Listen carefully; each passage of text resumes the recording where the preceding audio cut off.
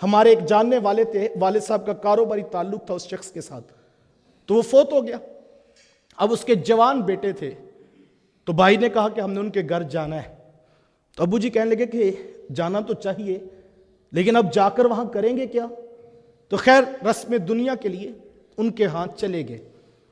تو جب وہاں پر گئے تو وہ یقین جانیے والد صاحب گھر میں آ کر بتانے لگے کہ مجھے بڑا دکھ ہوا ہے کہ جوان بیٹے وہاں پر بیٹھے تھے ڈرائنگ روم میں، اور اخبارات رکھے ہوئے تھے اور چائے کے کپ پڑے تھے، اور خود بیٹے پہرا دے رہے تھے اور سیاسی تبصروں کو چھیڑ کے رکھا تھا کہ کہیں ایسا نہ ہو کہ خاموشی ہو اور کوئی یہ نہ کہہ دے اب مرنے والے کے لیے دعائے بخشش بھی کر لو۔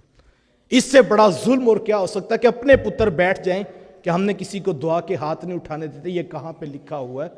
تو یہ ظلم ہے جو ہم خود پہلے اوروں کے ساتھ کرتے ہیں اور پھر جو ہے وہ اپنے ساتھ بھی ہوتا ہے۔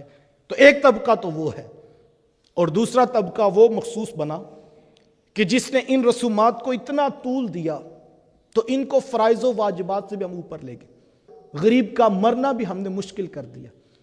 دکھ، تکلیفیں، مصیبتیں، پریشانیاں کوئی بتا کے نہیں آتی۔ خوشیاں انسان پلان کر کے لاتا ہے، لیکن دکھ تو ایک آفت کی طرح انسان کے اوپر گرتا ہے۔ لیکن ہم نے ان مرگ کی رسومات کو اتنا طول دیا کہ آج جس شخص کے پاس 1.5-2 لاکھ روپیہ نہ ہو وہ عزت کے ساتھ مر بھی نہیں سکتا، اور لوگ اس کے اوپر بیٹھ کر تبصرے کر رہے ہوتے ہیں ساری زندگی باپ کا مال کھایا اور مرتے وقت جو ہے وہ کھانا بھی اچھا نہیں پکا سکے۔ تو مجھے اور آپ کو جو تعلیمات دی گئی وہ بالکل واضح ہے۔ آپ حضور اسلام کی سیرت اٹھائیں کہ حضرت جعفر رضی اللہ تعالی عنہ جب ان کا وصال ہوا تو اللہ کے رسول صلی اللہ علیہ وآلہ وسلم حضور اپنے گھر میں تشریف لائے، اور حضور اسلام نے آ کر جو ہے وہ اہل خانہ سے کہا کہ آل جعفر کے اوپر بہت بڑا صدمہ ٹوٹا ہے اور انہیں اپنے جو ہے وہ ہوش و حواس بھی نہیں ہے، تم کھانا تیار کرو، میں محمد ان کے لیے کھانا لے کر جاتا ہوں۔ حکم تو یہ تھا کہ جن کے گھر صدمہ ٹوٹا ان کے گھر تم کھانا لے کر جاتے، اور ہم 40 دن وہیں پر ڈیرا جما کے بیٹھ جاتے ہیں کہ چلو یہیں پر اب کھائیں گے اپنے گھر کو تالا لگا کے۔ تو یہ اسلام نہیں ہے صاحب۔ میں قسم اٹھا کے کہتا ہوں کہ غریب کی عزت کا تماشا لگانے والا دین امام احمد رضا نہیں لایا۔ اللہ کے رسول نے وہ دین نہیں بیان کیا۔ اس دین کیا ہے؟ ہمیں تو یہ واضح کہا گیا یسروا ولا تعسروا، آسانیاں بانٹو مشکلات نہ کھڑی کرو، بشروا ولا تنفروا، لوگوں کو بشارت دو لوگوں کو متنفر نہ کرو۔ یہ آپ کے شہر لاہور کی کہانی ہے۔ ایک نوجوان ہمارے درس قرآن سے وابستہ تھا، تو اس کی والدہ کا انتقال ہو گیا۔ پہلے ماں جی ہاسپٹل میں ایڈمٹ تھے، کچھ ان کی جو ہے وہ بیماری پر اخراجات آ گئے، اور پھر اچانک جو ہے وہ ڈیتھ ہوگی۔ تو ابھی وہ ہاسپٹل سے میت لے کر نہیں آئے تھے گھر کہ اس کے چچا اور تایا نے اس کو پاس بلایا اور کہا کہ برادری چل کے آ رہی ہے، اگر تو برادری کو اچھا کھانا نہیں کھلا سکتا تو ہمیں پہلے بتا دے اور ہمیں رسوا نہ کری۔ پھر وہ جو ہے وہ قرض مانگتا تھا دوستوں سے، اور اس نے قرض اٹھا کر جو ہے وہ اپنی ماں کے کل چہلم کے اخراجات کو برداشت کیا۔ صاحب تم اتنے چودھری تھے تو خود کر لیتے، بلا کر تانا کیوں دیا؟ لیکن ہم اتنے ظالم ہو جاتے ہیں اس عنوان کے اوپر کہ ہم جو ہے وہ غریب کی عزت بھی نیلام کر دیتے۔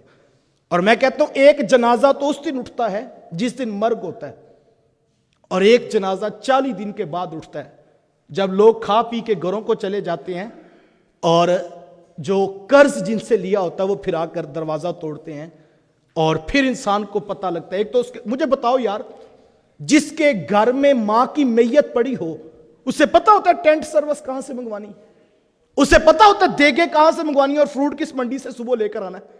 لیکن یہ معاشرے کا ستم ہے کہ اس نازک موقع پر بھی اس کو یہ ٹینشن نہیں ہوتی کہ میری ماں فوت ہوگی، میرے اوپر اتنا بڑا صدمہ ٹوٹا ہے، بلکہ اس کو ٹینشن لگی ہوتی ہے کہ اگر برادری کو کھانا اچھا نہ کھلایا تو برادری مجھے رسوا کر دے گی۔ وہ پھر کبھی کسی سے قرض مانگتا ہے، کبھی کسی کے پیچھے جاتا ہے۔